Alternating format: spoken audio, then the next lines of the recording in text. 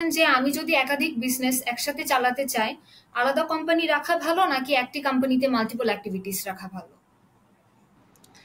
প্রশ্নটা খুবই গুরুত্বপূর্ণ। আমি যদি উদ্যোক্তা ভাই বন্ধুর প্রশ্নটা বুঝে থাকি, ওনার অনেক ধরনের কার্যক্রম করতে চাচ্ছেন। যেমন আমি যদি প্র্যাকটিক্যাল ওয়েতে বলি, উনি হয়তো মোবাইল অ্যাক্সেসরিজ বিজনেস করবেন, আবার সফটওয়্যারের বিজনেস করবেন, আবার ই-কমার্সের বিজনেস করবেন, আবার হয়তো চাল ডাল বিক্রি করবেন, ফ্রিজ বিক্রি করবেন, সবজি বিক্রি করবেন, এরকম মাল্টিপল বিজনেস করবেন। এখন উনি বলেছেন যে তাহলে আমার কি একটা বিজনেসের মধ্যে রাখা ভালো হবে, একটা কোম্পানির মধ্যে সব রাখা ভালো হবে, নাকি প্রত্যেকটার জন্য আলাদা আলাদা কোম্পানি করতে হবে?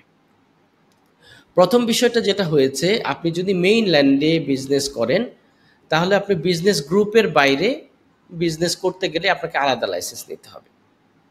অর্থাৎ আপনি মোবাইল অ্যাক্সেসরিজের বিজনেস করবেন, মোবাইল অ্যাক্সেসরিজ বা মোবাইলের বিজনেস কম, মানে ফোনের বিজনেস করবেন, তাহলে এটার সাথে বা কম্পিউটারের বিজনেস করবেন বা কম্পিউটার রিলেটেড যে প্রোডাক্টগুলো আছে সেগুলোর বিজনেস করবেন, সেগুলো একটার মধ্যে রাখতে পারেন।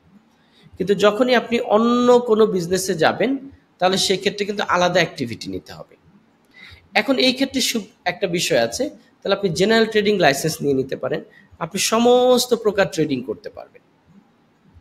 কিছু ট্রেডিং হয়তো প্রি অ্যাপ্রুভাল নিতে হবে, কিছু পোস্ট অ্যাপ্রুভাল, কিছু আবার কোনো অ্যাপ্রুভাল নেওয়ারই দরকার নাই।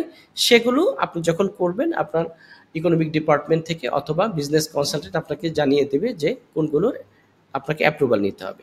বা ট্রেডিং যদি হয়, সমস্ত ট্রেডিং আপনি করতে পারবেন। এই ক্ষেত্রে জেনারেল ট্রেডিং লাইসেন্স নিয়ে নেওয়া উচিত যদি আপনি মেইনল্যান্ডে থাকেন। আর ফ্রি জোন কোম্পানিগুলোর কি হয়, আপনি মাল্টিপল বিজনেস করতে পারবেন। অর্থাৎ আপনি ট্রেডিংও করতে পারবেন, আবার সার্ভিসও দিতে পারবেন। এগুলো সব একটা লাইসেন্স, ইন্ডাস্ট্রিয়ালও করতে পারবেন, সব একটা লাইসেন্সের ভেতরে নিয়ে আসতে পারবেন।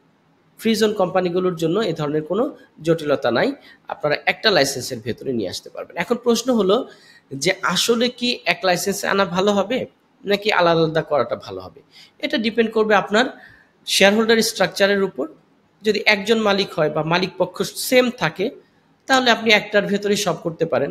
মালিক পক্ষ যদি আলাদা হয়, যে এই কার্যক্রমের জন্য এক মালিক পক্ষ এক ধরনের, এই কার্যক্রমের জন্য মালিক পক্ষ আলাদা ধরনের, আরেক ধরনের, বা গ্রুপ অফ পিপুল, তাহলে ভবিষ্যতের আপনার অ্যাকাউন্টিং জটিলতা এড়ানোর জন্য বা লিগাল বিভিন্ন ধরনের প্রবলেম বা জটিলতা এড়ানোর জন্য আলাদা আলাদা কোম্পানি করাটা ভালো,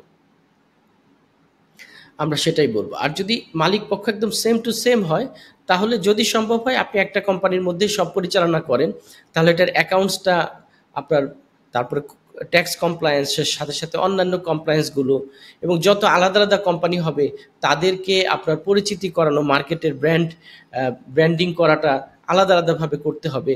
তো এই জটিলতাগুলোর মধ্যে দিয়ে আপনাদের যেতে হতে পারে।